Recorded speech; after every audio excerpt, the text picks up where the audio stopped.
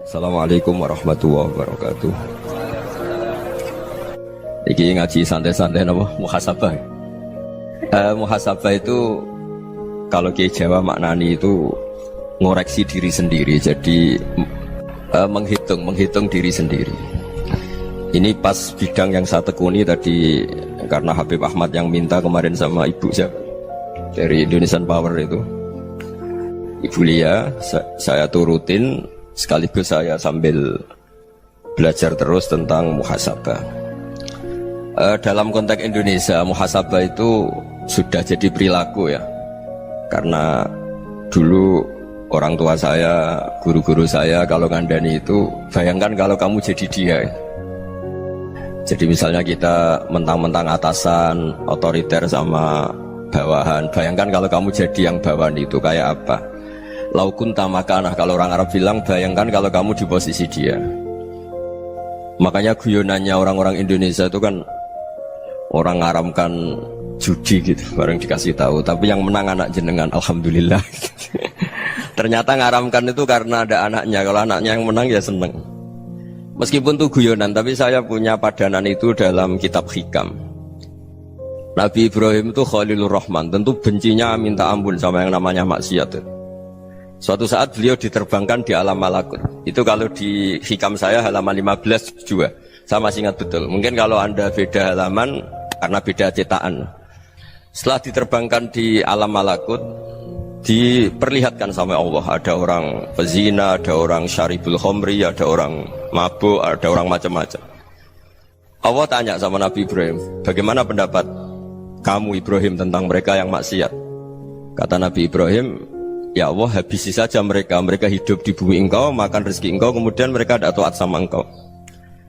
Singkat cerita di fase itu, saya ulang lagi di fase itu, Allah nurutin sampai sekian peristiwa, mungkin 3 atau 4. Sudah setelah sekian tahun Nabi Ibrahim lupa peristiwa itu, kemudian beliau diminta menyembelih anaknya. Ini versi kitab hikam. Memang versinya banyak tentang kenapa Nabi Ibrahim disuruh menyembelih anaknya. Ketika mau menyembelih anaknya, Nabi Ibrahim ragu. Huwa samratu fuadi, anak saya ini buah hati saya, kenapa engkau suruh menyembelih?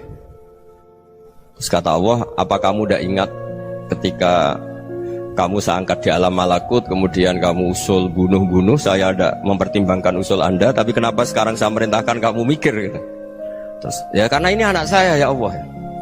Terus kata Allah, rumang samu wong sumpukon mata ini gak gawean kau sing gawe kowe enak wae usul mata ini. Sebenarnya saya yang bikin, kemudian Anda enak aja usul membunuh. Semenjak itu Nabi Ibrahim itu di eranya itu asfaqun nas, orang paling sayang sama manusia. Karena kadang kita keras itu ya kebetulan tuh udah anak kita, ada keluarga kita. Cara orang Jawa itu kan gitu ya, kalau ada perempuan terus macak yang macam-macam pakai sepeda motor cowok, terus wah itu luput suwo, semoga-moga gini. Tapi setelah dikasih tahu, niku ponakane jenengan, semoga-moga selamat.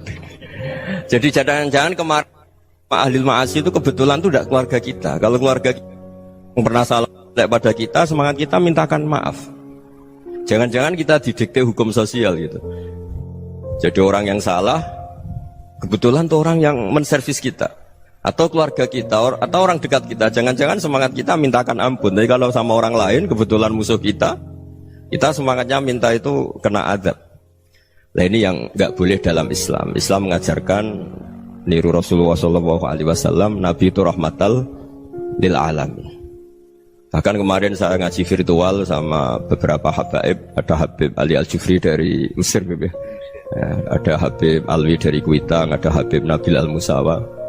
Dari sekian habaib itu saya masih ingat diantaranya yang didawuhkan rahmatan lil alamin itu ketika Nabi adzahu qaumuh, disakiti oleh kaumnya, dan itu mereka masih kafir semua. Itu mereka dapat doanya Nabi, Allahumma hdi qaumi fa innahum la ya'lamun. Kayak apa baiknya Nabi, orang yang menyakiti, yang melukai, tapi Nabi masih berdoa, Allahumma hdi qaumi fa innahum la ya'lamun.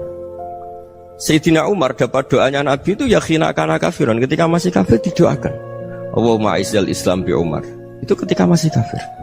Itu pelajaran bagi kita bahwa yang sedang tidak cocok pun itu berdapat doa kita. Ya doa supaya kondisi kita baik, hari tambah baik. Karena agama ini Saya berkali-kali bilang limangka nayarjuwa wal yaumal akhir. Agama ini diperuntukkan bagi yang selalu punya harapan pada Allah Subhanahu wa taala. Saya cerita muhasabah ini tentang hubungan kita dengan Allah. Di Indonesia itu banyak orang fasik, banyak orang nakal. Ya di mana-mana orang nakal itu ya mayoritas, wa aksaruhum fasikun. Tapi berkahnya harapan. Mungkin saya kira nakal sok benda, mungkin saya kira sholat sok ben sholat, mungkin sekarang belum sakhok, belum dermawan, suatu saat dermawan. Barokahnya itu kefasikan ini dianggap sementara, sedang fasik, sedang tidak benar. Karena kiai-kiai kita, para guru-guru kita, para habaib utamanya itu mesti bilang semoga husnul khotimah. Nah barokahnya doa itu, semoga husnul khotimah itu menjadikan satu pola sosial. Yang sedang fasik ini masih diharapkan jadi lebih baik, jadi lebih. Sehingga kita tidak ngambil sikap ekstrim, yang ingin menghabisi atau ingin mengadili, tidak. Karena selalu kita punya harapan. Dan agama ini limangka nerjuwa wal yaumal akhir. Bayangkan itu kalau yang nakal itu anak kamu. Pasti kamu nggak ingin kan langsung dapat azab, dapat apa. Padahal kita semua jadi tokoh ini abul kulli, bapak dari semuanya. Sehingga ketika Rasulullah SAW jalan-jalan kemudian melihat perempuan sedang menyalakan api. Kalau apinya mati ditiup, anaknya dijauhkan. Nanti kalau sudah jauh dari api, anaknya digendong lagi.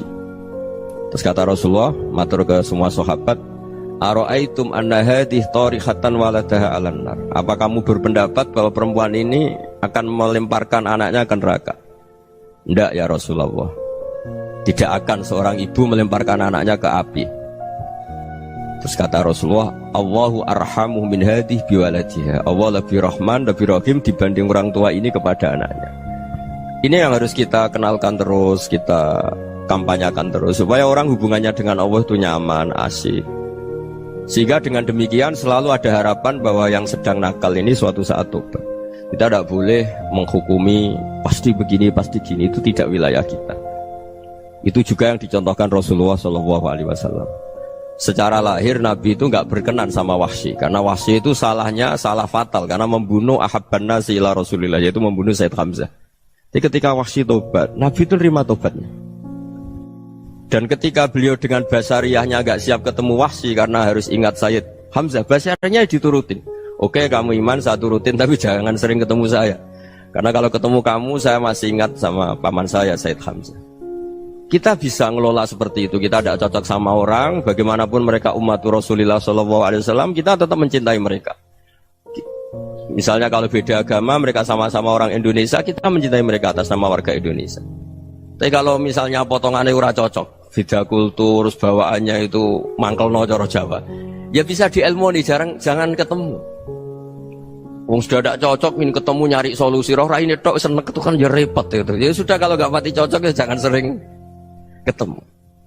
Dan itu kita bisa memanage seperti itu tuh bisa. Saya berkali-kali cerita tentang Imam Syafi'i. Kalau dikasih tahu ya Imam Abu Abdillah, panggilannya Imam Syafi'i, tetangga anda ini ternyata banyak yang nggak senang anda. Jawabnya beliau senang. Ya bagus kalau nggak senang saya, ndak utang saya katanya. Jadi gara-gara saman seneng aku ngatur aku ini kan. Dan mungkin saman rasa seneng kan ya enak. Jadi hidup itu dianggap happy. Kalau seneng ya teman silaturahim, kalau nggak seneng ya nggak bakal utang gitu. Baru kayak rasa seneng itu nggak ganggu. Gitu. Jadi dulu itu orang bisa ngelola seneng tidak seneng itu bisa. Karena ada kearifan hubungan dengan Allah Subhanahu wa taala. Hidupnya selesai karena masyghul bi dzikrillah, mereka sibuk dengan Allah. Makanya kata ulama-ulama tasawuf, kamu jangan melihat manusia perilakunya, tapi kamu juga harus ingat yang gerakkan semua itu Allah Subhanahu wa taala. Dengan demikian kita farah, kita senang. Makanya Nabi kalau ngutus Anas bin Malik kemudian nggak kesampaian yang diinginkan karena Anas main. Ketika garwa-garwani Nabi agak tersinggung, Nabi andaikan Allah menghendaki yang saya inginkan kesampaian, pasti itu kesampaian. Jadi dianggap kegagalan Anas gak manggil yang dituju Nabi itu ya kersane Allah, ya enteng saja. Sayyidina Ali lebih parah lagi yang dialamin. Itu dalam beliau kalau dipanggil itu gak cepet-cepet ke sana. Ketika ditanya, kenapa kamu tak panggil gak cepet ke saya? Amin tu ukubatak, karena aku tahu engkau orang baik. Orang baik itu pemaaf. Jadi makanya orang-orang soleh dulu itu bodoni itu. Makanya sekarang kalau ada orang bodoni itu mesti dibidik orang soleh. Kalau orang-orang soleh itu kakean husnudzon akhirnya sering dibodonin. Abdullah bin Umar itu masyhur itu.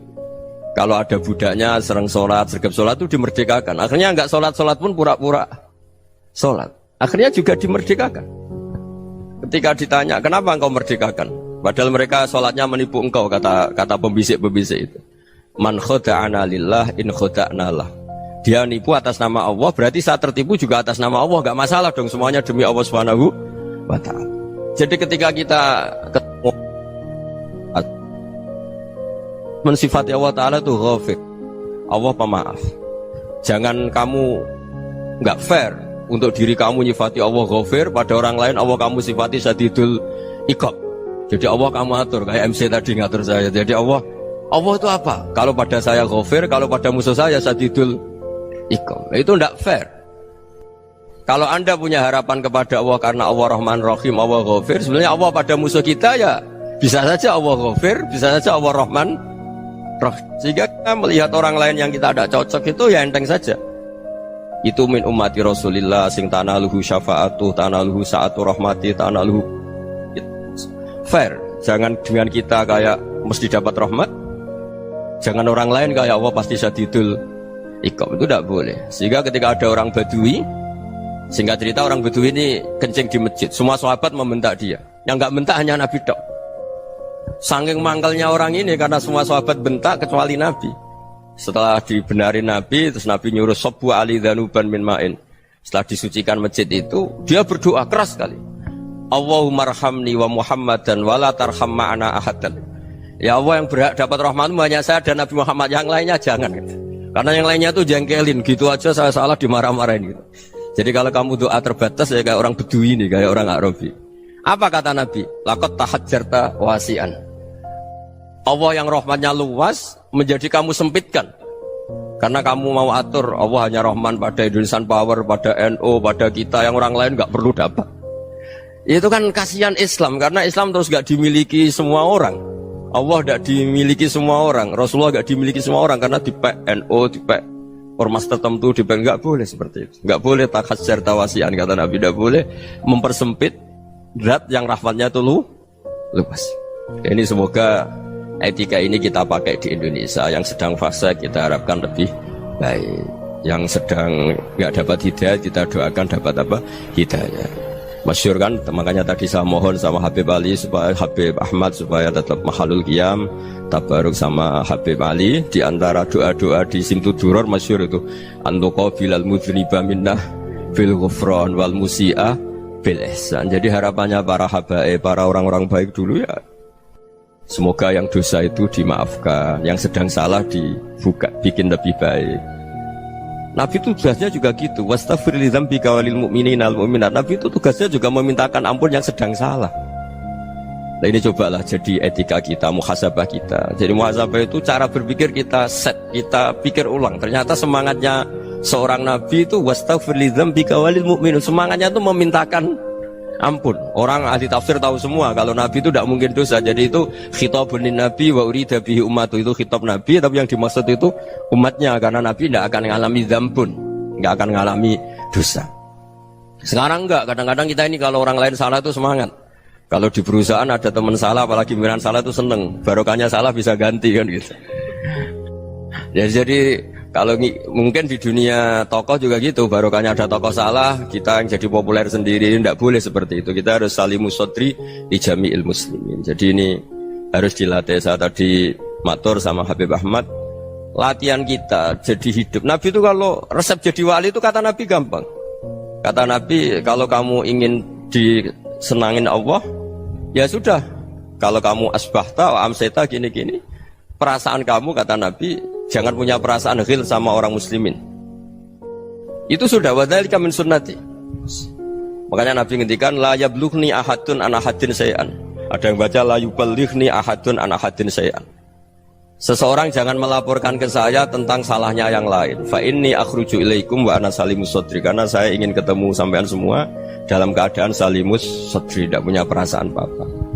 Karena kalau nurutin membisik, nurutin informasi itu ya repot, karena orang pasti sepihak. Ada kiai yang top datang ke kampung-kampung ning desa-desa, kata yang seneng itu punya akhlak. Wah itu bagus orang besar datang ke kampung-kampung. Kata yang nggak seneng, Oh itu jobnya kayak kecil kok diambil, itu kan ya kasihan itu kan sudut pandang. Makanya saya sering bilang akal kita ini cukup untuk mentasdik Rasulullah SAW. Meskipun perasaan kita kadang orang Jawa itu beda.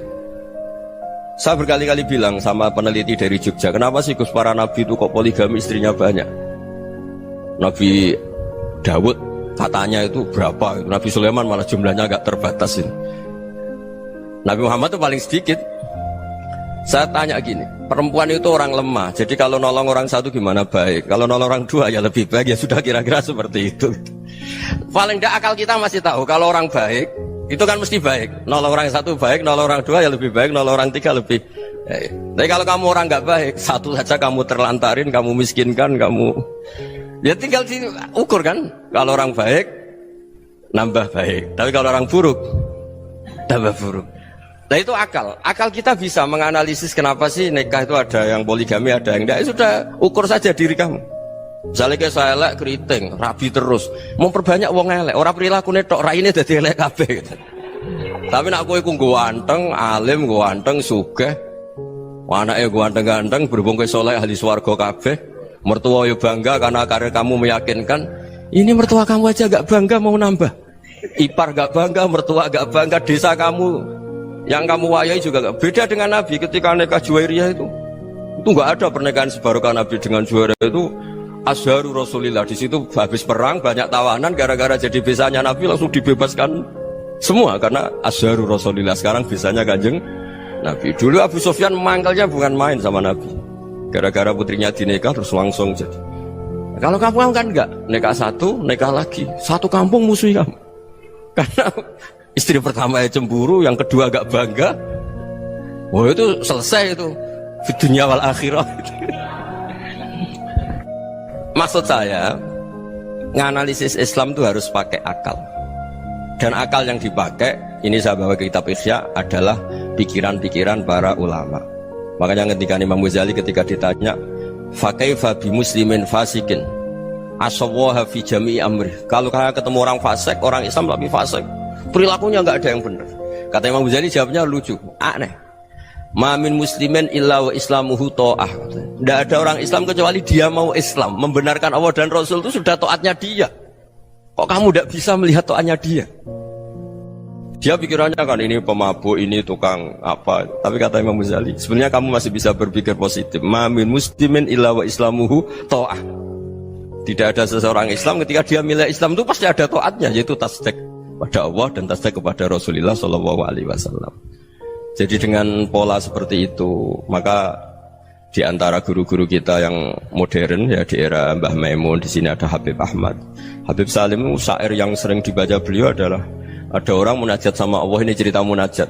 Itu orang itu ngendikan gini, ana muznibun, ana mukhtiun, ana asi, huwa rahimun, huwa ghafirun, huwa afi. Ya Allah, saya mukhti, saya orang yang salah. Ana muznib, saya orang yang dosa. Ana asin, saya sering maksiat. Tapi engkau ya Allah, engkau ghafir, pemaaf. Engkau rahim, maha pengasih. Engkau afin, yang mudah memaafkan.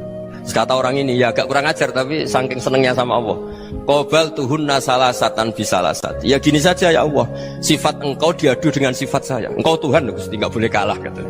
Terus wasatahliban ausofu ausofi, dan engkau pasti pemenangnya gitu. Jadi ada orang rayu Allah dengan cara seperti itu ya ada ya. Saya ini manusia, salah saya banyak. Engkau ampunannya banyak. Engkau Tuhan, Gusti, nggak boleh ampunan Anda, ampunan engkau kalah dengan salah saya. Nggak boleh Tuhan kok kalah. Jadi untuk supaya orang punya harapan gitu. Banyak juga wali-wali yang jadab ketika datang ke makam Rasulullah SAW. Itu kalau dongo ya agak kacau sebenarnya, cara syariat agak kacau. Ya Allah, engkau punya dua pilihan. Jika engkau menjadikan saya soleh, surah habibu, yang senang kekasihmu, yaitu Rasulullah SAW. Tapi jika engkau menjadikan saya fasik, surah aduuk, yang senang itu setan. Monggo jenengan mau menyenangkan kekasih jenengan, mau menyenangkan musuh jenengan, monggo. Jenengan bebas kok memilih. Mestinya Allah ya senang menyenangkan kekasihnya. Jadi ya, intinya Allah dipaksa untuk menjadikan dia orang soleh gitu. Jadi kayak kemarin itu Pak Gus siapa yang kesini itu, kuliah ke sini itu sama Habib Ahmad. Saya pertama nggak mau, lama-lama Habib Ahmad. Ini gimana Gus? Orang taunya saya dekat jenengan, kalau nggak kasil saya waduh Beb. Ini kayak doanya wali yang tadi. Nggak punya pilihan, Beb. Nggak ada pilihan ini. Jadi saya mohon muhasabah itu dimulai cara berpikir. Makanya di sini sebetulnya tag ini supaya dapat barokahnya Ihya. Ini kitab yang disenangi para habaib, para ulama. Sebetulnya tag di muhasabah itu redaksinya gini ya, yang lengkap.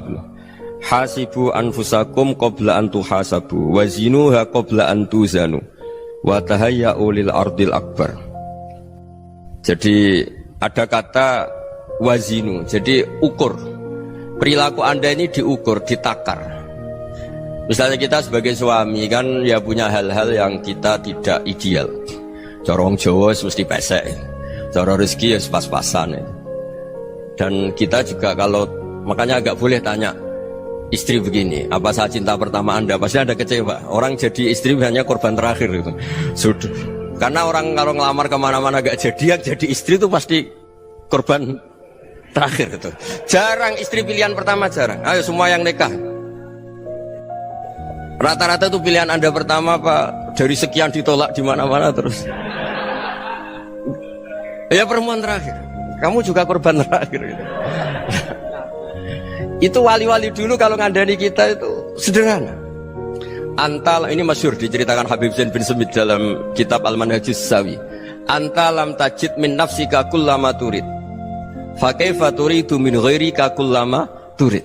Kamu yang ingin ideal saja kamu tidak menemukan pada diri kamu untuk menjadi ideal. Kamu kan ingin ganteng, ingin punya uang banyak, ingin perilaku Anda sempurna. Anda saja yang punya keinginan tidak bisa mewujudkan keinginan Anda sendiri. Fakaifa turidu min ghairika ma turid. Jadi antalam tajid min nafsika kullama turid. Fakaifa turidu min ghairika kullama turid. Kamu yang punya keinginan saja. Misalnya saya ingin punya uang banyak, perilaku saya selalu benar, gak pernah salah. Loh, saya yang ingin saja dengan diri saya gak bisa untuk benar terus. Kok kamu berharap orang lain selalu benar? Jadi antalam tajid ya sama. Kalau kamu menuntut istri kamu itu ramah, neriman, apa kamu neriman sama wajah istri Anda gitu? Engkau ya pola neng dindi jajaki sana jajaki sini, kamu sendiri tidak tahu apa. Jadi itu nasihat yang luar biasa. Antalam tajid min nafsika kullama turid, fa kaifa turidu min ghairika kullama turid. Kamu mau menghormati semua orang? Tidak mau kan? Kemudian Anda berharap semua orang menghormati kamu. Kamu tidak ingin kan orang lain semua menghujat kamu. Sementara kamu enak aja menghujat orang lain. Makanya Rasulullah SAW luar biasa ketika bikin kaidah sosial. Apa la yu'minu ahadukum hatta yuhibba li akhihi ma yuhibbu li nafsihi. Jadi kalau ukuran iman itu sederhana. Kalau sesuatu itu baik, nyaman bagi Anda ya bayangkan itu pada teman Anda. Misalnya Anda bangun tidur sudah acak-acakan, gak punya uang, utang jatuh tempo, kan gak ingin ketemu orang. Ya kamu jangan bertamu ke jenis ini karena dengan kamu yang alami juga gak siap ketemu orang. Makanya ada Habib Alim itu dilapuri sama seseorang. Beb, dulu teman saya itu ketika saya kaya itu sering main ke saya. Setelah saya miskin, mereka tidak main ke saya. Kata Habib itu bagus, sunnah Allah begitu itu bagus.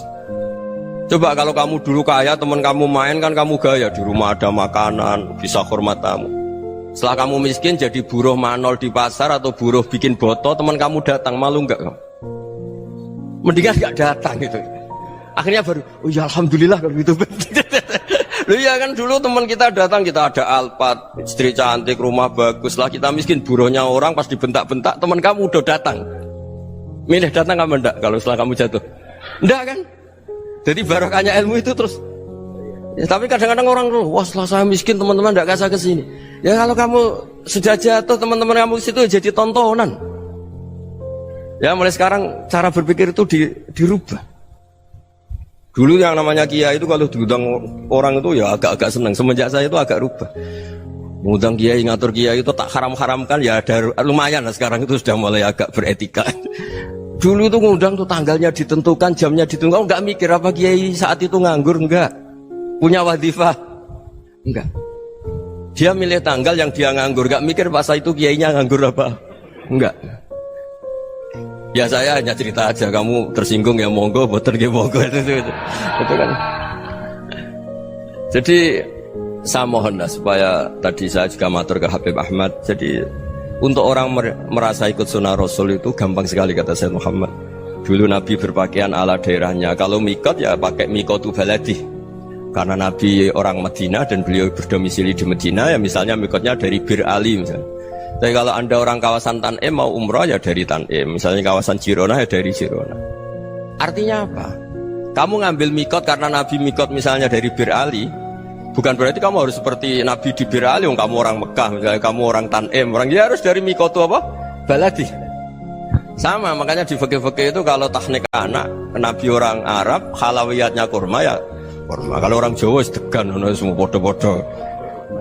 Ya bodoh-bodoh manis. Jadi ini tabaruk sama Sayyid Muhammad, ini ada murid beliau Habib Ahmad, saya baca supaya orang itu merasa ikut Nabi itu gampang sekali.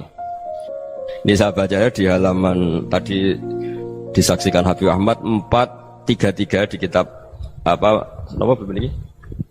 Manhajus Salaf fi Fahmin Nusus. Itu kata Sayyid Muhammad, wa kanat sunnatu Rasulillah annahu yat'amu ma yajiduhu fi ardi wa yalbasu ma yajidu wa yarkabu ma yajidu mimma abahu Allah taala.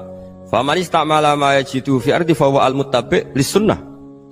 Kama anau hajjal baita min madinati, faman hajjal baita min madinati nafsih fa huwa al-muttabi' li sunnah wa illam takun hadhil madinatu tilka. Jadi intinya misalnya Nabi dulu itu ngasih sedekah kepada fakir miskin ya pakai dinar, dirham. Ya kalau orang misalnya sedekah pakai rupiah ya sudah ikut sunnah Nabi. Jangan lu Nabi pakai dinar loh, kamu kok pakai rupiah. Dulu dinarnya Nabi udah ada tulisannya Bank Indonesia, kamu ada tulisannya Bank.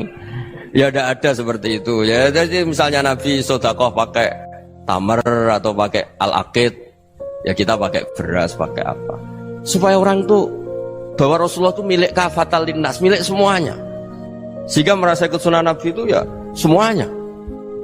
Makanya dulu Mbah Mun kalau motivasi saya supaya bombong, kalau orang Jawa bilang bombong, wong Jawa mesti ono wong alim. Beliau menyontohkan mas itu Mbah Fadol, Senori, Mbah Ihsan Jambes, itu bisa ngarang-ngarang kitab luar biasa, padahal beliau bukan orang Arab. Imam Sibawai itu orang Persia, Imam Ghazali orang Tus itu juga ikut Persia. Kata Mbah Mun, wong sing ora Arab lah mesti untuk jatah alim kata beliau, karena Nabi itu diutus kafatal linnas. Nanti kalau orang yang alim itu Arab tok, berarti tidak ada perwakilan dari Afrika, dari Asia Tenggara, dari mana-mana. Makanya karena Nabi statusnya itu kafatal linnas. Jadi kita harus bangga sebagai Muslim, sebagai orang Indonesia, karena misalnya Wali Kutub dulu terkenalnya hanya ada di Yaman, di mana. Ternyata pernah ada juga di Indonesia, dan seperti Habib Abu Bakar Segaf Gresik. Jadi ya akhirnya kan tetap orang Indonesia, meskipun beliau zuriyah Rasul kan ya sudah orang apa? Orang Indonesia. Zuriyahnya Habib Ali Sentuduror sekarang di Solo. Jadi Indonesia juga dapat Alawin banyak, dari Sadatin Alawin juga banyak. Jadi saya mohon barokahnya ngaji seperti ini. Melihat orang lain tuh gampang, bayangkan tuh kalau anak kamu. Makanya Nabi, nanti kalau nggak percaya lihat di Hikam nomor 15 di kitab saya itu. Di situ dijelaskan oleh Hikam, jangan-jangan semangat Anda pada orang yang maksiat, pada orang yang keliru supaya dihukum itu karena kebetulan itu udah anak Anda, itu udah keluarga Anda. Coba kalau itu keluarga Anda. Makanya kalau saya guyonan di Jogja itu, ada pembantu mecahkan piring terus dimarahi majikannya, saya mesti guyon gitu, pasti itu pembantunya tidak cantik. Kok bisa Gus? Andai kan cantik dan kamu senang mecahno piring satu, piring 1000 ra iso ngamuk kowe. Ternyata ngamuknya tuh karena mecahkan piring apa karena plus tidak cantik? Coba jawab para lelaki nih. Kamu marah sama orang maksiat tuh karena maksiat, karena plus itu udah anak Anda. Bayangkan kalau itu anak Anda. Itu hebatnya Rasulullah SAW, karena kita yang salah pun kadung umatnya, Nabi tetap ngasih fasilitas syafaati li ahlil kabair min ummati. Kayak apa baiknya Nabi? Nggak ikut maksiat tapi ikut fasilitasi ngasih syafaat. Loh kalau li ahlil ibadah kan wajar, Nabi ketika ini syafaati li ahlil kabair min ummati. Ya karena tadi logika yang dibangun Rasulullah itu logika yang luar biasa. Kita semangat orang lain kena hukuman itu karena kita tidak punya ra'fah, tidak punya rahmah. Coba kalau Rasulullah yang bil mukminina raufur rahim. Semangatnya itu mendoakan supaya tobat, mendoakan diampuni. Dan itu juga yang diperintahkan oleh Allah Subhanahu wa taala, wastaghfir li dzambika walil mu'minina wal mu'minat. Ya semoga barokahnya ngaji ini, barokahnya Habib Ahmad, barokahnya Maulid Simtud Duror, barokahnya semua kitab madaih, tiba berjanji semuanya, barokahnya Ikhya, barokahnya Said Muhammad, barokahnya guru kita semua, Mbah Maimun, bapak saya. Kita ini ngikuti manhaj, ya, ngikuti apa? Manhaj. Saya sering didhawuhi Mbah Mun, kenapa ihdinas siratal mustaqim bukan siratoka, bukan jalan engkau ya Allah, karena Allah itu nggak bisa kamu tiru. Allah itu tidak tidur, tidak makan, tidak kesel, tidak capek. Yang bisa ditiru itu siratal ladzina an'amta alaihim. Yang bisa ditiru manusia ya niru manusia, karena Allah itu tidak bisa ditiru. Makanya ihdinas siratal mustaqim siratal ladzina. Dan niru siapa? Niru guru-guru kita. Termasuk niru cara pandang. Jadi misalnya ada orang awam di rumah itu hanya delok reng, delok tikus liwat, itu kan kayak nganggur. Kok ora tahajud malah mendelok reng. Melihatnya jangan gitu. Huwa tarokal ma'asiyah. Dia di rumahnya ndak dugem, ndak kemana-mana. Dia berarti malam itu tarkul ma'asi. Tidak nyopet, tidak garong, tidak ke tempat maksiat. Susahnya apa sih husnudzon? Jadi jangan lihat huwa tarkut tahajud, huwa tarokat tahajud, wa taroka qiyamal lail. Oke ya, namanya orang begitu ya tidak tahajud, tidak qiyamul lail. Tapi susahnya apa sih kamu bilang huwa tarokal ma'asiyah? Dia juga meninggalkan maksiat, dan tarkul maksiat itu tuh ibadah. Supaya orang tuh gampang lah husnudzon sama orang muslim. Ini orang mukmin, orang yang luar biasa. Di mata Allah itu orang yang luar biasa. Kayak tadi Imam Ghazali, kalau saya ketemu orang muslim kemudian dia tidak pernah baik, gimana? Kata Imam Ghazali, ma min muslimin illa wa islamuhu ta'ah. Tidak ada orang Islam ketika dia mentasdihkan Allah dan Rasulullah, berarti dia juga punya taat. Ya ini latihan saja, sing iso nglakoni Habib Ahmad kula namung cerita mawon. Kula cerita secara akademik, saya punya kitab, saya baca, dan alhamdulillah kita paham barokahnya para guru, dan supaya terbiasalah. Sebaik-baiknya ibadah husnudzon billah wa husnudzon bil mu'min. Soal tidak cocok ya diilmoni tadi ya, namanya nggak cocok ya jangan sering ketemu. Seperti Rasulullah SAW, beliau karena sangat mencintai Said Hamzah, ketemu orang yang pernah begitu sama Said Hamzah ya beliau secara basyariah tidak siap. Tapi beliau secara cara bahasa sekarang, secara profesional, kalau beliau seorang nabi dan harus menerima tobatnya siapapun ya diterima. Saya meskipun dengan A, B gak cocok karena dia begini-begini sama saya, tapi saya ingat dia sholat, dia baca sholawat, dia mencintai Rasulullah, ya kita hormat. Ya soal gak cocok ya di manage tadi ya, zurhiban tasdid huban. Kalau gak pati cocok ya jangan sering ketemu, bawaannya enak nanti. Ya semuanya itu diilmoni lah. Makanya ngendikane Ma'ruf Al-Qurhi ada yang baca Al-Kharqi, mangqala fil yaumi salasa marrat wa marham ummata Muhammad kutiba minal abdal. Karena semangat mencintai siapapun satu hari sering baca marham ummata Muhammad wa ma asli ummata Muhammad wa ma tajawaz an ummati Muhammad, itu mesti kutiba minal abdal. Dia pasti termasuk wali abdal. Maksudnya semangat mencintai ya dilatih lah. Misalnya Indonesia Power atau PLN, andai kan tidak ada PLN tuh kayak apa? Orang nggak bisa ngaji, nggak bisa aktivitas. Ya barokahnya ada PLN, barokahnya jasanya. Kita sadar, tidak semua kebaikan kita ini memenuhi keinginan orang banyak. Gitu. Orang banyak ingin listrik, ingin saluran apa, dan itu kadang yang mewujudkan orang lain atau kelompok lain. Ya karena itu manfaat ke orang lain ya kita doakan. Karena khairunas anfa'uhum linnas. Sehingga kita terbiasalah ngakui orang lain. Seperti semangatnya Rasulullah SAW, semuanya itu didoakan, semuanya diinginkan kebaikannya. Bahkan Nabi gak putus asa sampai di akhirat. Ketika Nabi lain sudah putus asa karena sudah akhirat, sampai dimintai syafaat semuanya bilang nafsi, nafsi. Karena merasa semuanya gak punya nyali di depan Allah, karena ini sudah akhirat, sudah finish. Tapi apa Rasulullah? Analah, ya sudah saya sanggup mensyafaati kalian.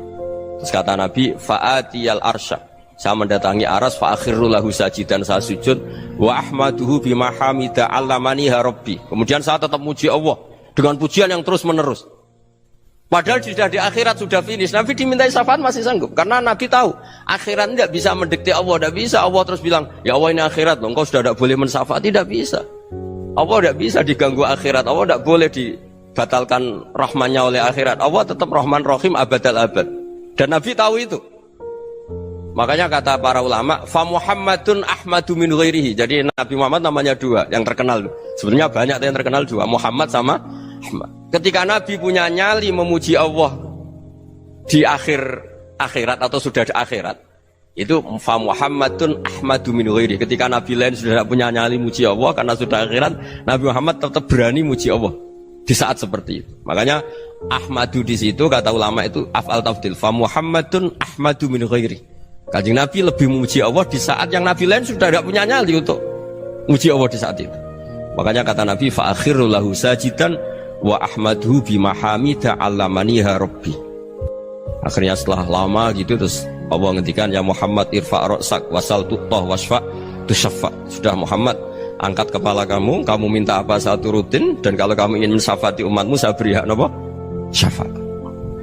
Nah, semoga semangat itu juga menjadikan kita munajat bahwa rahmat Allah tidak terbatas, harapan juga tidak terbatas. Mungkin yang sedang nakal ya kita katakan sedang, jangan terus kamu pastikan wah ini mesti su'ul khotimah, mesti tidak orang baik. Ndak, agama ini liman kana yarjuha wal yaumal akhir, selalu bagi yang punya harapan. Ya, mugi-mugi dapat barokah semua. Mantu dengan kata wassalamualaikum warahmatullahi wabarakatuh.